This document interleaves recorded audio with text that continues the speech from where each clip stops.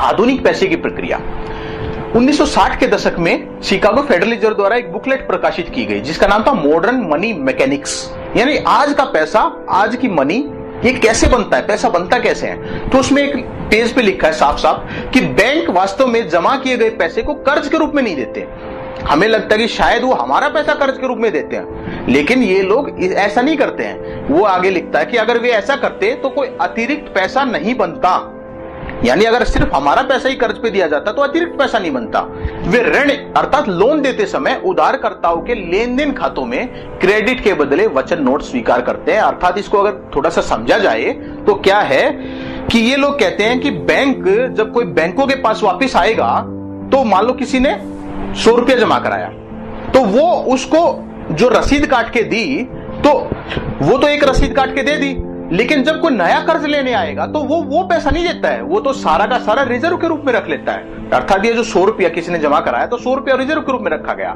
जब किसी व्यक्ति को कर्ज चाहिए तो करता क्या है कि वो अपने एक कागज पे लिख के देता है कि मैं बैंक वालों को या इस सुनार को वचन देता हूं कि मैं इतना पैसा जितना मुझे कर्ज पे लेना है ब्याज समेत मैं लौटा दूंगा, इतने प्रतिशत ब्याज के साथ। तो सुनार क्या करता है, उसके बदले में उसके खाते में या एक रसीद काट के उसको दे देता है। वो रसीद उसने कहीं से नहीं बनाई, मतलब कि कहीं से आई नहीं, पहले से नहीं था वो पैसा, उसने अपनी एक नई रसीद काट के दे दी। इस तरह से हम देखेंगे, मान लो कोई 900 रुपये का कर्ज लेने गया तो उसने 900 रुपये का एक असेट यानी असेट के रूप में अपना बॉन्ड यानी वायदा, एक वायदा किया। उसके बदले में उसने कहा कि देखो चलो मैंने मान लिया कि तुम्हारे पास मैंने 900 रुपया कर्ज का दे दिया है, लेकिन उसके पास सही में 900 रुपया तो होता ही नहीं, उसके पास तो 100 ही है। तो क्या करेगा वो कहेगा मेरे पास तुम जमा करा दो और मैं तुम्हें जो जमा कराया उसके बदले में तुम्हें एक रसीद काट के दे देता हूं। तो असली में सिर्फ वो एक रसीद ही काटता है, सही मायने में सोने या चांदी इतना था ही नहीं, वो तो सिर्फ 100 ही था। तो उसको एक तरह से उसने 9 गुना एक नकली पैसा बना लिया जिसपे वो ब्याज मांग रहा है। इसलिए पैसा बनाकर ब्याज मांगते हैं बैंक वाले। हमें ऐसा लगता है कि शायद बैंक वाले क्या करते हैं कि अपनी जेब से कोई पैसा देते हैं या किसी दूसरे ने जमा किया उसका पैसा हमें देते हैं, ऐसा नहीं करते। वो हमेशा नया पैसा बना लेते हैं। इस तरह से पैसे की मात्रा को भी 10 गुना करके 1000 रुपया कर लेते हैं। तो इस तरह से जो डिपॉजिट है वो फाइनली क्या हो जाएगा, 1000। रसीद कितने की काट दी, 1000 की। जो संपत्ति है, बॉन्ड है, वो 900 रुपये का लिखा और 900 रुपये का उसने कर्ज दे दिया और रिजर्व अभी भी 100 रुपया उनके पास रखा है जिस पर वो 54 रुपया ब्याज मांगते हैं। और पैसे की मात्रा को उन्होंने 10 गुना करके 1000 कर दिया। 100 पैसे की मात्रा थी, उन्होंने 1000 कर दिया। एक तरह से पैसे बनाने का उनके पास फार्मूला आ गया। सुनारों ने एक ऐसा फार्मूला निकाल लिया कि उनके पास एक तरह की पैसे बनाने की मशीन आ गई। तो अब इस प्रक्रिया से क्या हो गया आगे, असली पैसे से 9 गुना पैसा लोन पर देते थे, 6% ब्याज भी लगे तो 9 गुना 6 गुना 100 अर्थात 54% ब्याज बनता है। ब्याज सही में 6% नहीं होता है, वो गुना होके कितना हो जाता है, 54%। इस तरह से 2 साल में सारा सोना चांदी एक तरह से इनका हो जाना है। 2 साल के अंदर पूरा जितना भी शहर का या देश का जितने लोग सोना चांदी जमा कराएंगे सारा इनका हो जाना है। परंतु इस प्रक्रिया में थोड़ी देर लगी क्योंकि सभी लोग बैंकों में या सुनारों के पास पहले अपना सोना चांदी नहीं रखते थे, लेकिन धीरे धीरे सारा सोना चांदी इनका होता चला गया। ये जो ब्याज की व्यवस्था है इसको और गहराई से आगे हम समझेंगे। 1933 में गोल्ड स्टैंडर्ड को इन्होंने खत्म कर केंद्रीय बैंक द्वारा बिना किसी सोने चांदी के आधार पर ऐसे ही पैसा छापना शुरू कर दिया। आज भी कई लोगों को भ्रम है कि देश की सरकार उतना ही पैसा बना सकती है जितना उनके पास सोना या चांदी या कुछ ऐसी चीज है।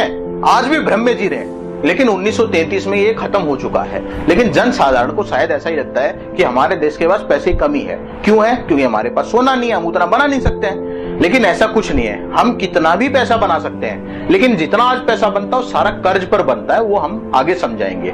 अब ये लोग बैंक कहलाने लगे थे, जो सुनार थे अब ये सोने चांदी का काम नहीं करते थे, अब ये क्या करते थे, खाते में लिखने का काम शुरू कर दिया। अभी बैंक कहलाने लगे और अब सोने चांदी की जगह पर कागज के नोट रखकर आपको आपके खातों में पैसा लिखकर उसको गुना करने लगे। इसको हम आगे समझाते हैं, देखिए इस चार्ट से आप समझ पाएंगे। मान लो एक व्यक्ति है, वो 100 रुपये लेके बैंक में गया। आप जाते हो कभी बैंक में पैसा जमा कराने, गए हो ना, तो उसमें आपने 100 रुपया बैंक में जमा कराया। हम 100 रुपया मान लेते आसानी के लिए, आपने 100 रुपया, तो उन्होंने क्या किया, आपके खातों में लिख दिया 100 रुपया, उनके पास जमा हो गया। एक तरफ तो उनका जमा राशि है, एक तरफ आपके खातों में लिख देंगे 100 रुपया। वो कह देंगे भाई साहब ये पासबुक पकड़ो और चेक से आप ट्रांजेक्शन कर लेना या किसी भी चीज से आप करते रहना, और आपके खातों में 100 रुपया लिख दिया, आप बहुत खुश हो गए, मेरा पैसा जमा हो गया। लेकिन उन्होंने क्या किया, उस 100 रुपये को रिजर्व के रूप में रख लिया। उस 100 रुपये को सोचते हो कि किसी और को कर्ज देंगे, ऐसा नहीं करते हुए 100 रुपया क्या कर लिया, रिजर्व के रूप में रख लिया। पैसे की मात्रा अभी भी 100 है, क्योंकि आप कभी भी जाके निकलवा सकते हो, तो पैसे की मात्रा तो आप उसका प्रयोग कर सकते हो जो 100 रुपया आपके खाते में लिखा है। तो ऐसा ही है। अब क्या करते हैं कि मान लो एक व्यक्ति गया दूसरा, उसको जरूरत पड़ गई कि 900 रुपया कर्ज का चाहिए, तो क्या करेगा, बैंक में जाके एक कागज लेगा, जो उनके कागज होते हैं उस पे वायदा करेगा, उस पे हस्ताक्षर करेगा कि मैं 900 रुपया ब्याज समेत बैंक को लौटाने का वायदा करता हूं इतने प्रतिशत ब्याज पर, और हस्ताक्षर करेगा, और कुछ ना कुछ अपनी चीज गिरवी भी रखवा सकते हैं। वो आवश्यकता जरूरी नहीं है, लेकिन वो तो बैंक वाले के ऊपर है कि विश्वास करते हैं या नहीं, तो वो आपकी चीज गिरवी भी रखवा सकते हैं। जो आपका ये वायदा है, इसको वो कहते हैं कि इसको पैसा मान लिया हमने, इसके बदले में वो आपके खाते में क्या करते हैं कि पैसा लिख देते हैं। आपको कहते हैं कि मैंने आपको 900 रुपया कर्ज पे दे दिया, लेकिन 900 रुपया तो होता नहीं उनके पास, क्योंकि पैसा तो 100 ही जमा है। तो कहते हैं कि आप एक काम कीजिए कि हमने आपके खाते में लिख दिया, और एक तरफ जमा राशि दिखा देते हैं और एक तरफ खाते में लिख देते हैं। सिर्फ आपके खाते में 900 रुपया लिख देते हैं और कहते हैं कि इसको खर्च कर लो, और आपको उस पर सालाना मान लो 6% ब्याज देना। कितना देना है, 54 रुपया आपको ब्याज देना है। अब खाते में लिखने से पैसा पैदा कर दिया इन लोगों ने, पैसे की मात्रा 1000 हो गई, समझ रहे हो, खाते में लिखने से पैसा पैदा कर दिया। और आपको कहते हैं कि इस खाते से उस खाते में, उस खाते से उस खाते में, सिर्फ खाते से खाते में चलता है पैसा, असल में नहीं होता। जितना पैसा बैंकों में जमा है वो सारा कागज में नहीं है। कागज तो जो हम प्रयोग करते हैं, नोट प्रयोग करते हैं, वो तो बहुत कम है। सिर्फ खातों में लिखा लाखों करोड़ रुपया, एक के पीछे कितनी जीरो लगा दी, वो सिर्फ खातों में लिखने का काम करते हैं, और वो इससे लाखों करोड़ रुपया ब्याज का बनाते हैं। लेकिन पहले जब तक सोने चांदी का आधार था, जब तक कितना पैसा बना सकते थे वे, उससे 10 गुना, अर्थात जितना वो प्रतिशत रखते थे उससे 100 का 1000 बना सकते थे। लेकिन अब तो इनके पास कोई वो तो है नहीं कि सोना चांदी रखना, अब तो कागज रखना है, और कागज ये कितना भी बना सकते हैं, है ना।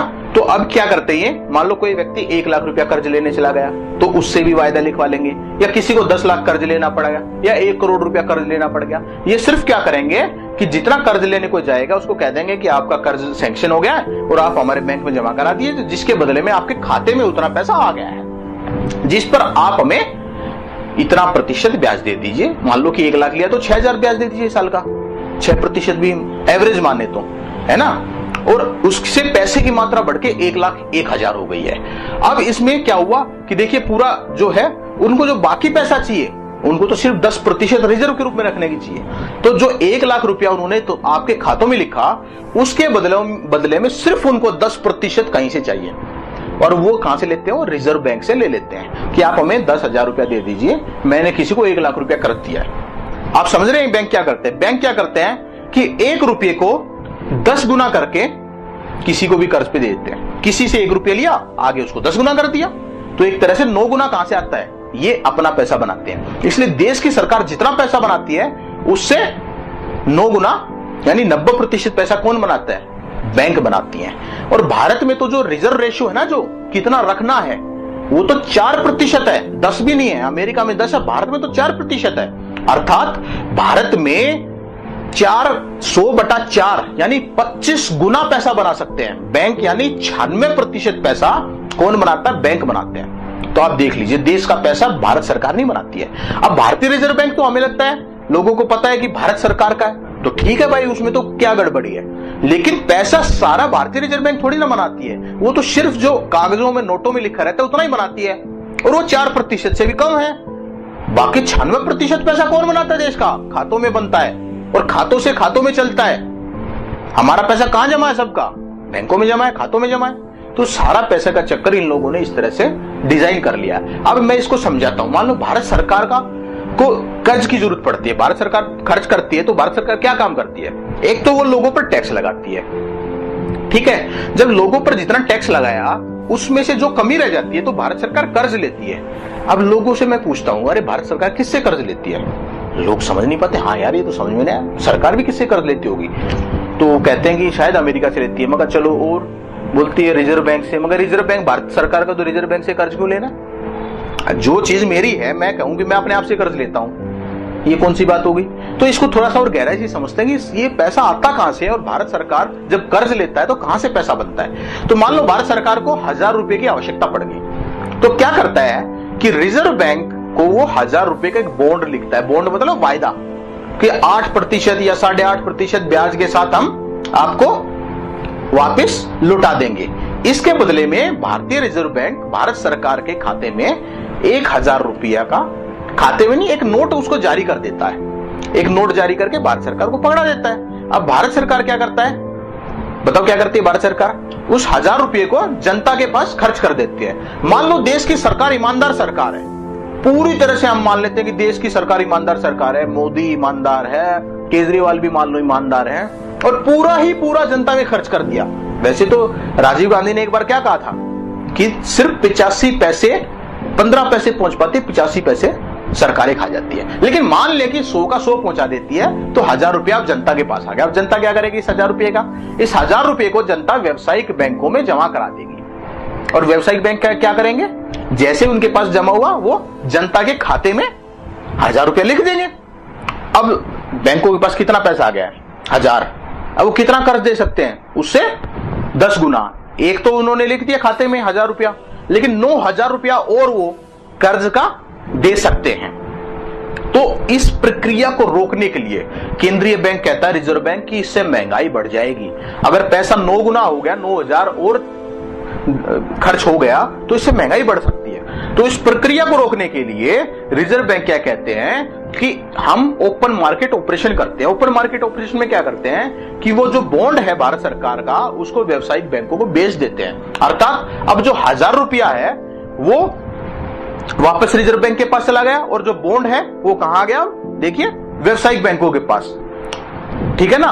अब देखिए रिजर्व बैंक का क्या काम था। रिजर्व बैंक ने 1000 रुपए का नोट बनाया था और 1000 रुपए का नोट उसके पास वापस आ गया। तो हम ये मान सकते हैं कि रिजर्व बैंक ने क्या काम किया?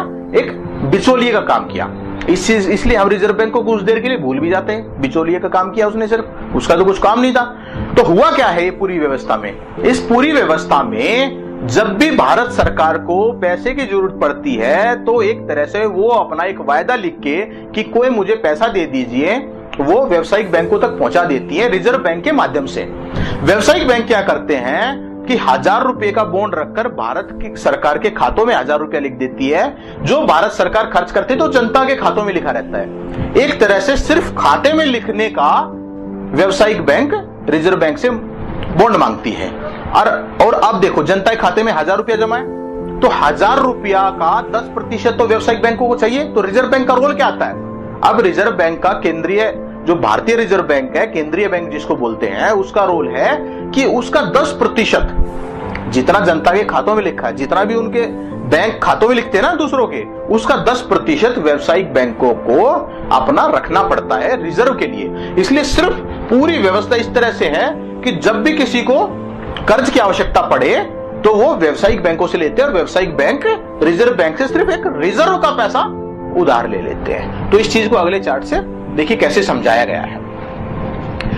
फेडरल रिजर्व बोर्ड के अध्यक्ष मैरी एक्लिस 1935 में कहते हैं, सरकारी बॉन्ड की खरीद में बैंकिंग प्रणाली बिल्कुल नया पैसा बनाती है।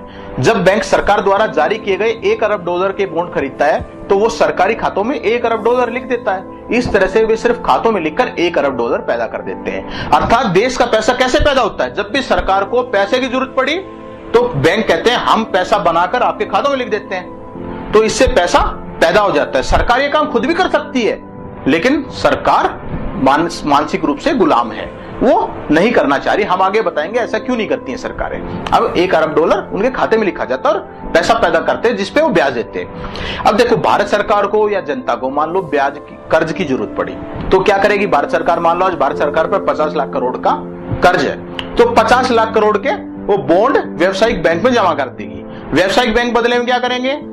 भारत सरकार के खाते में 50 लाख करोड़ रुपया लिख देंगे। अब जनता भी ऐसे ही, जनता को भी अगर मान लो 50 लाख करोड़ रुपए की जरूरत पड़ गई तो उनके खाते में भी 50 लाख करोड़ रुपया व्यावसायिक बैंक लिख देंगे।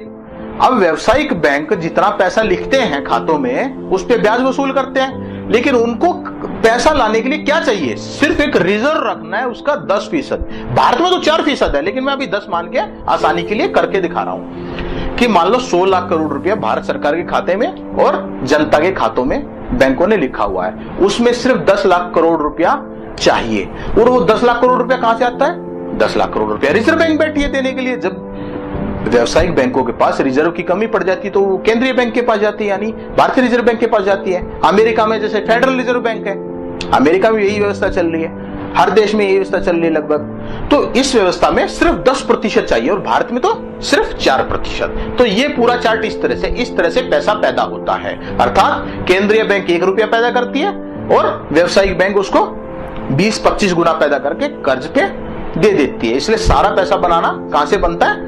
व्यवसायिक बैंकों से। आगे देखते हैं इस पूरी व्यवस्था को। इसके बारे में अर्थशास्त्री जॉन केनेथ गालब्रेथ कहते हैं, बैंकों के पैसे बनाने की प्रक्रिया इतनी सरल है कि दिमाग चकरा जाता है। दिमाग इसलिए चकरा जाता है क्योंकि हमें कुछ और ही सिखाया गया है। रॉबर्ट बी एंडरसन, अमेरिका के वित्त सचिव, 1959 में कहते हैं, जब एक बैंक कर्ज देता है तो यह कर्ज देने की राशि कर्ज देने के बैंक अकाउंट में लिख देता है। यह पैसे बैंक किसी और के जमा किए गए पैसों से नहीं लेकर देता। यह पैसा उधार लेने वालों के लिए बैंकों ने नया बनाकर दिया है। अर्थात जब भी कोई कर्ज लेने जाता है तो बैंक आपके खातों में सिर्फ एक पैसा लिख देती है और वो पैसा बैंक अपने खाते से नहीं देती है, बैंक किसी के जमा किए गए पैसे से नहीं देती है, नया लिख देती है। और यह पैसा उधार लेने वालों के लिए बैंकों ने क्या किया? नया बनाकर दिया है, जिस पर हम ब्याज भरते रहते हैं। सिर्फ वो हमारे खातों में लिख देती है, हम ब्याज भरते रहते हैं पागल होके। तो ये पूरी व्यवस्था इस तरह से चल रही है। अब ऐसे ही credit card scheme, credit card भी ऐसा ही ये काम करता है।